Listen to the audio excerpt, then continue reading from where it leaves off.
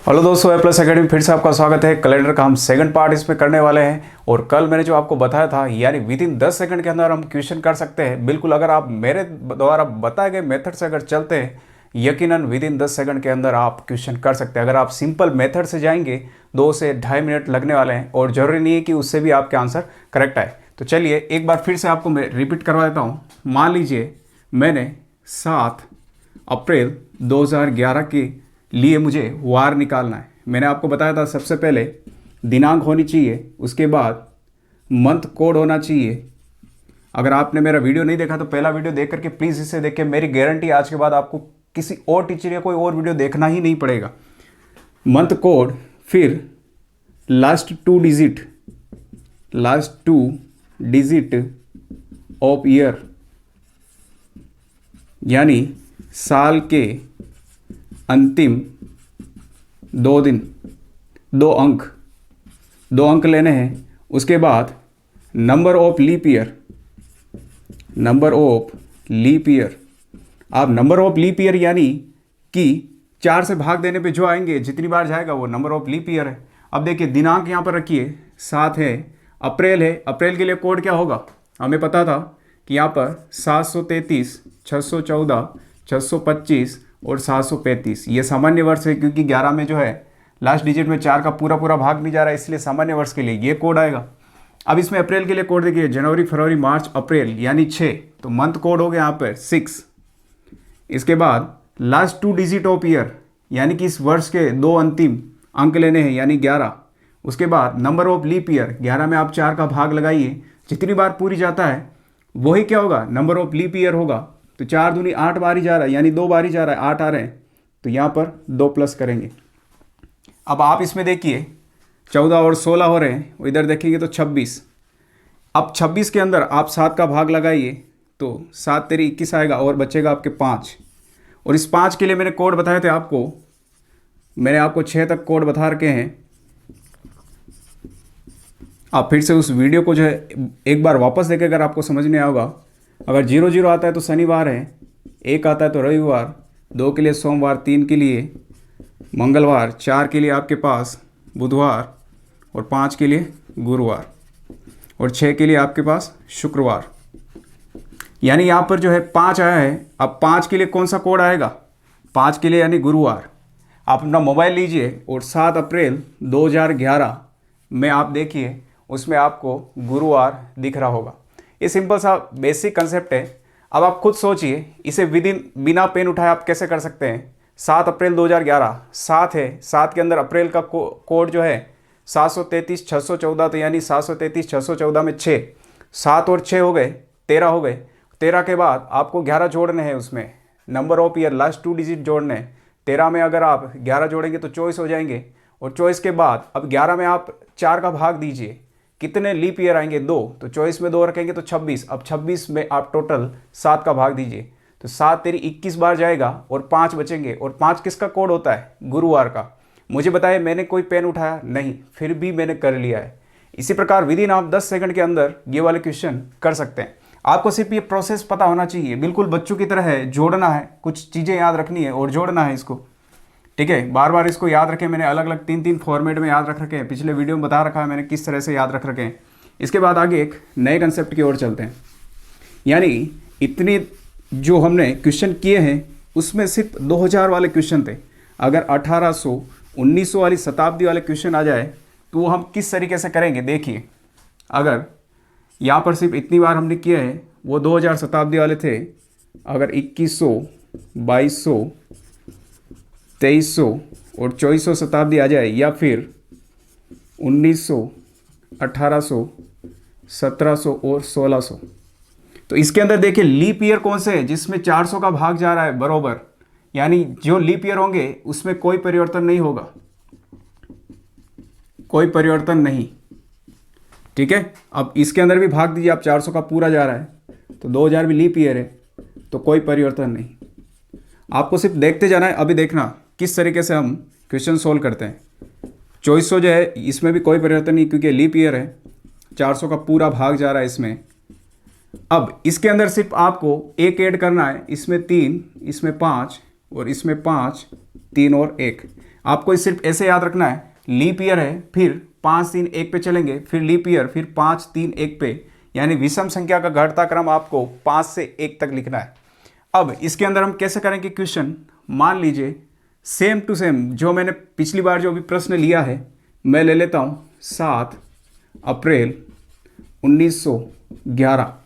7 अप्रैल 1911 को कौन सा वार होगा, सेम हमें उसी सिस्टम से चलना है, लेकिन अंत में जो जोड़ रहे थे जिसके अंदर 26 आ रहे थे उसमें 1900 का एक अंक यानी एक कोड यानी एक संख्या और रख देनी है। कैसे कि डेट यानी पहली डेट रखिए 7 अप्रैल का कोड हमने देखा था 6 था, इसके अंदर देख लीजिए आप, इसके अंदर 733 614 625 और 735। मैं बार बार इसलिए लिखा रहा हूँ ताकि आपको भी याद हो जाए।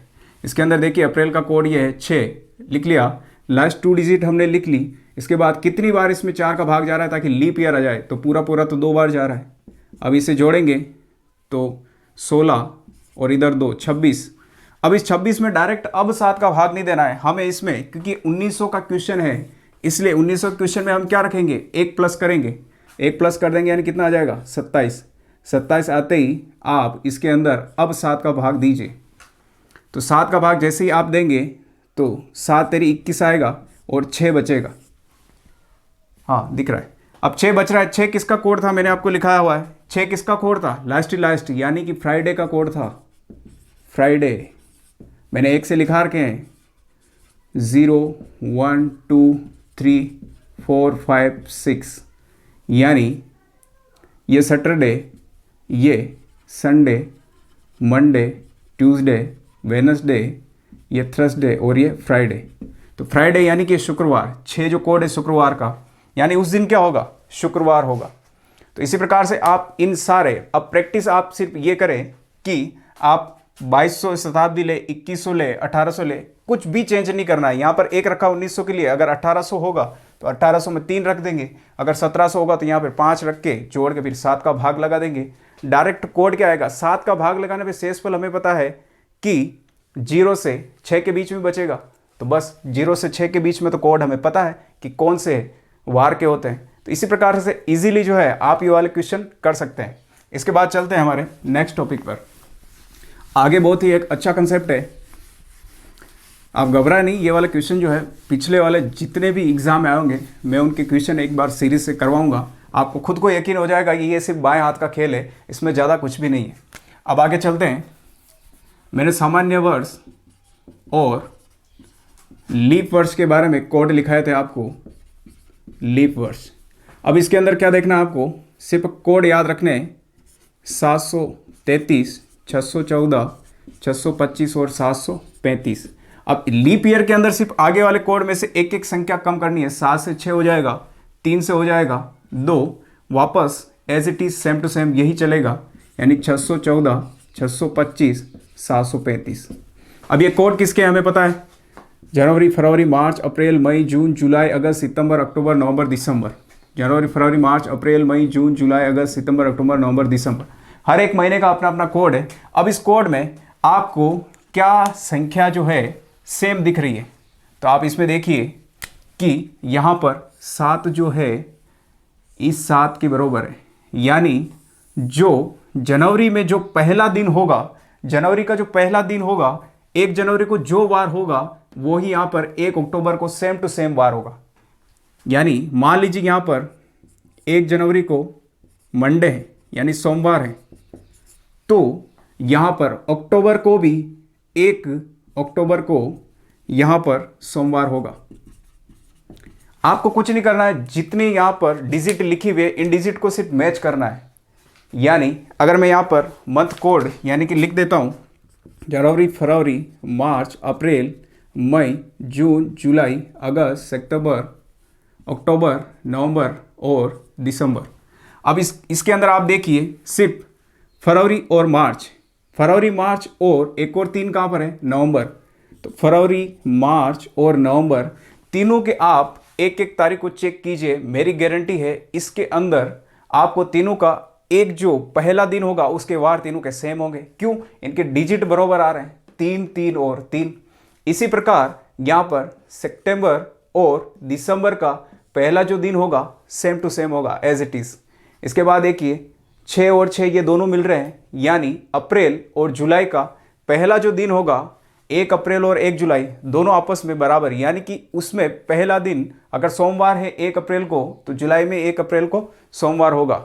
अब ये आपके लिए ये क्वेश्चन किस प्रकार से हेल्प करते हैं मैं आपको बताता हूँ। जैसे आपको दे दिया कि 7 जनवरी 2019 को सोमवार है, तो बताइए कि 7 अक्टूबर 2019 को कौन सा वार होगा, कौन सा वार होगा।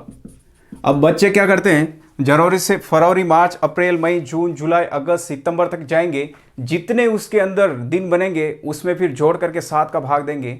इसमें आपके गलत होने के चांस बहुत ज़्यादा है, और दूसरी बात इसमें आपका टाइम वेस्ट भी बहुत ज़्यादा होगा। आपको क्या करना है, सिर्फ आपको ये कोड याद रखने। कोड में आपको दिख रहा है जनवरी और अक्टूबर का कोड सेम होता है। जनवरी और अक्टूबर हमें पता है, जब 1 तारीख का सेम होगा तो बाकी आने वाली तारीख का भी तो सेम होगा। तो 7 जनवरी को मान लीजिए सोमवार था, तो 7 अक्टूबर को भी क्या होगा, सोमवार ही होगा। सेम यही लॉजिक लगने वाला है। अगर आपसे पूछ ले कि फरवरी, अब फरवरी के लिए पूछ ले आपसे कि 5 फरवरी को अगर कोई एक दिन है, फिक्स दिन है, मान लीजिए वो शुक्रवार है, मैं कंफर्म नहीं है, सिर्फ एज ए मान के चल रहा हूँ, मान लीजिए शुक्रवार है, तो 5 मार्च को कौन सा दिन होगा, तो 5 मार्च को एज इट इज कौन सा होगा, क्योंकि हमें पता है दोनों के कोड सेम है, तो कौन सा होगा इसमें, 5 मार्च को भी शुक्रवार होगा।